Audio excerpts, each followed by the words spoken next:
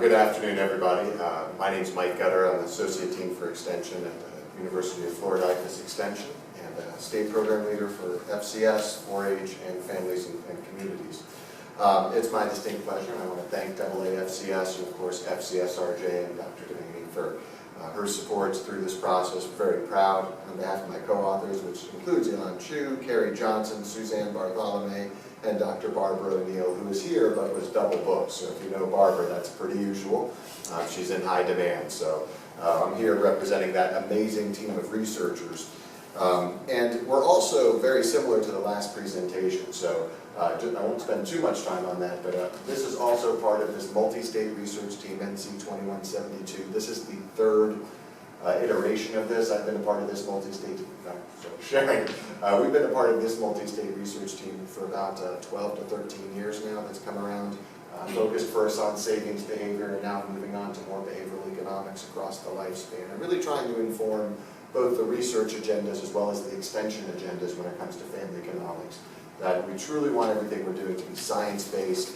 And one of the things that Sue mentioned too is a lot of our work is now starting to incorporate experimental design as a result of that. I think that's really important to start verifying things with more robust and rigorous science, to be honest with you. So we won't get too much into that today. What this paper was about was very similar then. I call it politely, we did our homework. You guys remember when we're first teaching graduate students, right, how to the research process, and everybody wants to jump into the data first. How many of you remember those days? Right? But what do we have to do? We have to do our homework, right? And so what this group is really kind of publishing and disseminating initially is, what was the homework leading up to things that are experimental designs? What are the pieces of the science that we're understanding first and foremost? Because, truthfully, that's enough of a journal article that if you then put the empirical pieces merging into that too, you have these 50-page articles. Who wants to read that? And who wants to publish it? So what we're really talking about then is understanding housing on millennials. Millennials, for those of you who are not familiar with this, right? Who thinks they're a millennial in this room? All right, so one person, probably right, I don't know. Right? But I know how old you are, so we'll assume you're correct. But millennials, right, I mean, this is one of those things, and to be honest with you, I'm a Generation Xer. Anyone else an Xer? When we were the younger group, right, when we were the ages, do you remember how, this stuff was all about us? So it's their turn, is what I'm saying, and we're the ones passing the buck on. So millennials, right, were born between the 80s and early 2000s, which means the youngest millennials are 12 years old, which is my son's age, right? And the oldest millennials are actually 34, which is actually a really big thing, and there's really this sort of divergent in between the two when you get to the literature, because really 12-year-olds and their experiences and their cohort effect that we would see are pretty different if you're experiencing those same events of pre-teen, early teen versus post-college years. So I always found it odd when they're lumped together that way, but I'll digress, or not. So where we really kind of came down to, where the literature helps us to understand, to start setting up the research agenda, is really characterizing everything that we see when it comes to millennials and the housing decisions into two big broad categories. And Sue kind of mentioned where some of this starts going is these external factors and these internal factors. Really trying to think of what are the things that have to be controlled for through our research, and what are the things that we might be able to, for example, manipulate through education, through information, through intervention. Manipulate in the most positive sense, right? I guess would be the word there that we would want to say. And so these external factors are things like credit accessibility and cost. Now, has that changed recently as the millennials have come into home buying years? What happened a couple of years ago? Who remembers? The Great Recession. In fact, it's still going on in some parts of the country, right? Not everybody has equally recovered from this at all. And so what happens as the result of any recession is credit markets tighten, right? So the accessibility to credit can certainly be constrained. And what we mean by that is robo-signing, right? There are a lot of changes in regulations. So actually getting a mortgage requires just a little bit more effort and homework than it used to.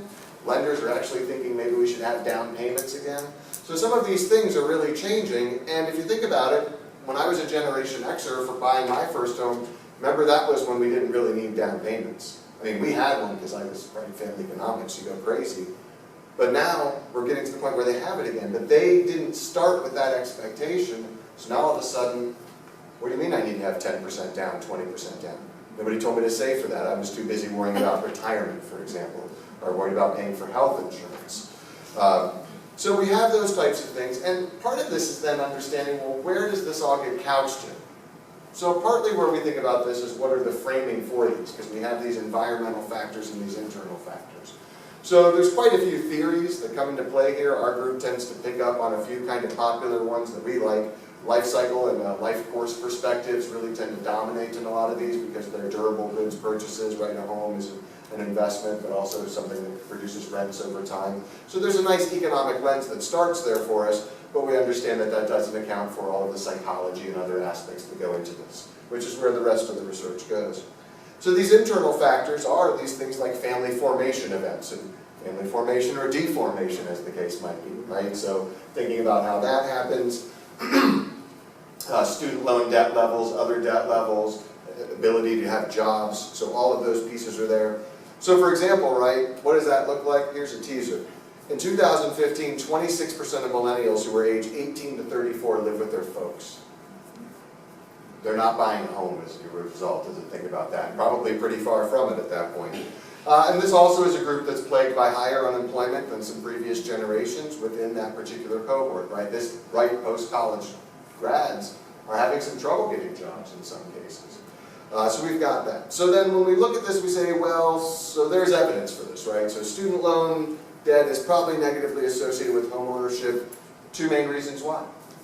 Debt aversion. Anyone here have student loans when they graduated? Right? I did. Right? It's all right, nothing to be upset about, right? I'm not going to ask somebody how much or what they did with the money or things like that. But the idea is thinking about, did that affect what you could do? Right? I mean, it does. And not just how much you could afford, but did you want to take on more debt right away? Because you already had this big chunk of debt from a couple of years that was, I always say a lot of people graduate with a car payment and they don't have a car. And so that's tough to then want to do some of those things and spend the extra couple $100s on housing. So also the inability to actually meet mortgage approval, right? Once your debt payment starts kicking in from your student loan, that factors into your back-end ratio, right? The 36% back-end ratio. All of a sudden you're not able to get approved for as much as a home, and for good reason. You really don't have the money. Okay, so then the family and housing decisions are also there too, as we know, right? When we think of linked to things like marriage, divorce, childbearing, and this is because, think about it, right? Housing decisions tend to occur within 1 or 2 years of any of those events. When you sort of look at, right, when people get married within a year or two, there's often a move that might be taking place, right? When people get divorced, there's almost assuredly a move that's taking place. Kids tend to bring on moves. So housing is dominated by these family formation decisions as a result. So where we wanted to kind of go with this, right, is there's 3 main takeaways that we're starting with right now. Mortgage accessibility is key when we think about home ownership, and there's a lot of different factors that are going to go into it.